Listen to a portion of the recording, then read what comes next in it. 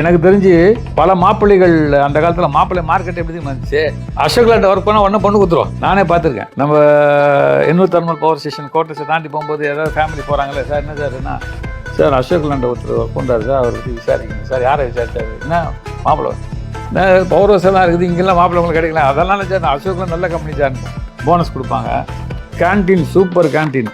உங்களுக்கு இன்னுமே அந்த கேன்டீனை பற்றி ஒரு புரியாத ஒரு யாருக்குமே தெரியாத ஒரு விஷயம் சொல்லிட்டேன். சென்னை மாநகரத்தில் இன்றைக்கும் ஸ்வீட்ஸ் அண்ட் சேவரிஸ்னால் கிராண்ட் ஸ்வீட்ஸ் தான் சார். ஒத்துக்கிறீங்களா? அந்த கிராண்ட் ஸ்வீட்ஸ் வந்து அங்கே எண்ணூர் பவுண்டரிஸில் கேன்டீன் வச்சுருந்தோம். அப்போ அந்த ஸ்டாண்டர்ட் பாருங்கள் சார். நானே போய் சாப்பிடுவேன். 10 பைசா தான் சாப்பாடு. சில பஸ்ஸுகள் வந்து 20 வருஷமாக ஓடிடுங்க சார். அது அப்புறம் இன்னொரு உண்மை தெரியுங்களா உங்களுக்கு? இந்த பஸ்ஸை ஏலம் விட்றாங்க. அதை பல காலேஜுகள் வாங்கி வெள்ளை கலர் மஞ்சள் கலர் பஸ் போட்டு ஓடணும். நீங்கள் பஸ் நம்பரை பாருங்கள், என்ன அதில் இருக்கும். ஆமாம், ரீபர்பிஷிங் ஆஃப் அசோக் லேண்ட் பஸ் வந்து ரொம்ப ஜாலியான விஷயம். ஆனால் எப்பொழுதும் ஸ்பேர் பார்ட்ஸ் கிடச்சிட்டே இருக்குது. யூனிஃபார்ம் கொடுத்துட்றாங்க, போனஸ் கொடுத்துட்றாங்க, வீடு கட்டுறதுக்கு லோன் கொடுக்குறாங்க. ஒரு பெரிய தனி அரசாங்கமே பண்ணுறாங்க. அரசாங்கம் பண்ண முடியாது, அவங்க பண்ணுறாங்களே. நடுவில் இறந்துட்டாருன்னா அது உடனே பையனுக்கு வேலை கொடுக்குறாங்க. நீங்கள் ஏறி உட்காந்து பஸ்ஸில் ஜிம்முன்னு தூங்கிட்டே வந்து இறங்கி வேலை பார்க்குறீங்க. வேலை பார்த்து திரும்பி தூங்கிட்டே வீட்டுக்கு போய் இறங்குறீங்க. மணி 12 மணி கொட்டுற மழை, கொட்டுற மழை புயலாக இருந்தாலும் உங்களை வீட்டுக்கிட்ட வந்து இறக்குற ஒரு நிறுவனம் இப்போ இருக்கா?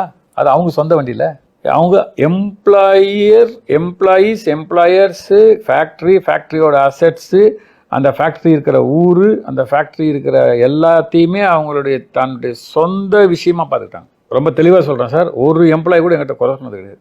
அதே மாதிரி நல்ல ஒர்க்கராக இருந்தாருன்னா ரிட்டையர் ஆனால் கூட அவருக்கு ரீஎம்ப்ளாய்மெண்ட் கொடுப்பாங்க. எந்த ஜென்ரேட்டர் பார்த்தாலும் அவங்க இன்ஜின் இருக்கும்.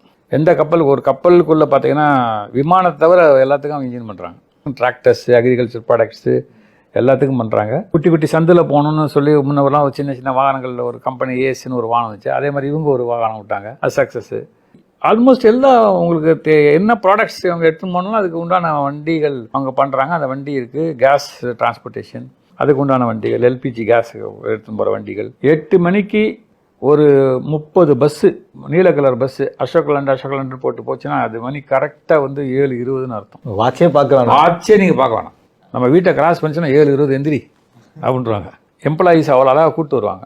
ஆல் ஓவர் சென்னையிலேருந்து போர்டு போட்டு வரும். From Tambaram to Chengalpattu. அதே மாதிரி சாயங்காலம் 4:30 மணி 4:35 வெளியே போயிடும். ஒரு 10 பேர் கூட போய் பார்த்துக்கிறேன். 5 பேர் உட்கார வச்சு அம்பாசிடரில், அது 5 பேர் மடியில் உட்கார வச்சு, முன்னாடி ஒரு 4 பேர் உட்கார வச்சு நம்ம டிரைவர் இப்படி உட்காந்து ஓட்டு போவார். இப்படியே திருப்பதி போயிட்டு வந்த வண்டியெல்லாம் இருக்குது. இன்றைக்கி வந்தால் இல்லை சார், சாரி சார், வண்டிகளுக்கு அது சார்ன்றான்.